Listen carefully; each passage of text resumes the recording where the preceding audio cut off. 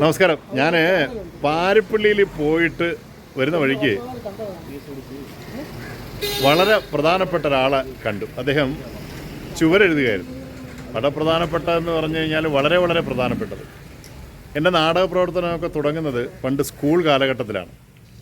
ആദ്യമായിട്ട് എൻ്റെ മുഖത്ത് ഈ ചായം തേക്കുന്ന ഒരു ഗുരുതുല്യനായ മനുഷ്യനാണ് അദ്ദേഹം. അന്നത്തെ ആ ഒരു ഗന്ധം, ഈ താടിയും മീശയൊക്കെ ഇങ്ങനെ അന്ന് ഗമ്മ് തേച്ച് ഒട്ടിച്ചാണ് വയ്ക്കുന്നത്. ആ ഗന്ധം ഇപ്പോഴും മാറിയിട്ടില്ല. അപ്പോൾ ഞങ്ങളെ കഥാപാത്രമാക്കിയിരുന്ന നാടകപ്രവർത്തകനും കലാകാരനുമായ ആർട്ടിസ്റ്റുമായിട്ടുള്ള അണ്ണനെ ഞാൻ കണ്ടു. ദേ എൻ്റെ അടുത്ത് ഇപ്പുണ്ട്. അണ്ണനന്ന് വളരെ ചെറുപ്പമായിരുന്നു. അണ്ണൻ്റെ താടി രോമങ്ങളൊക്കെ നരച്ചു. ഗംഭീരമായ കലാകാരൻ, നമുക്ക് ഗുരുതുല്യമായ. അണ്ണ എന്തൊക്കെയുണ്ട് വിശേഷങ്ങൾ? നല്ല വിശേഷങ്ങൾ. ഇപ്പോഴും ഒരുപാട് കാലമായി കണ്ടിട്ട്. നിങ്ങളാണ് എൻ്റെ മുഖത്ത് ആദ്യമായിട്ട് ഇന്ന് ദൈവത്തിൻ്റെ അനുഗ്രഹം കൊണ്ട് അതേ കല കൊണ്ട് തന്നെ സുഖസുന്ദരമായിട്ട് ജീവിക്കുന്നു. അതങ്ങനെ തന്നെ വേണം. നമ്മളെ കുട്ടികളാരും മോശപ്പെട്ടു പോകാത്തൊരവസ്ഥയിലേക്ക് എത്തിച്ചേർന്നതിൽ നമുക്ക് അങ്ങേറ്റത്തെ ചാർച്ചയുണ്ട്. നമ്മുടെ പ്രിയപ്പെട്ട സബാഹ് കേരളത്തിൽ അറിയപ്പെടുന്ന കലാകാരനാണ്. സബാഹിനെ ഉൾപ്പെടെ 100 കണക്കിന് കലാകാരന്മാരെ മുഖത്ത് ചായം തേച്ച അണ്ണനാണ്.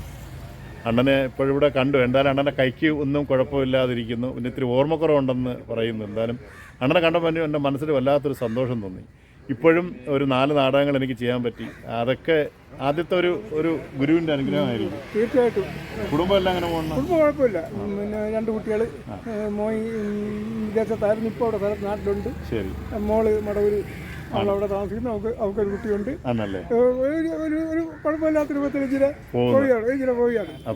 നമ്മളെ കൊണ്ട് ഒക്കുന്ന രൂപത്തിൽ കലാപ്രവർത്തനങ്ങൾ ഇച്ചിരി നടത്തിക്കൊണ്ട് പോയി തന്നെ. അണ്ണനിപ്പോഴും സജീവമാണ്. അണ്ണന്റെ ലുക്ക് കണ്ടില്ലേ? ഗംഭീര ലുക്കാണ്. പണ്ടും മുറുക്കുവരുത്, ഇപ്പോഴും മുറുക്കുവരുത്.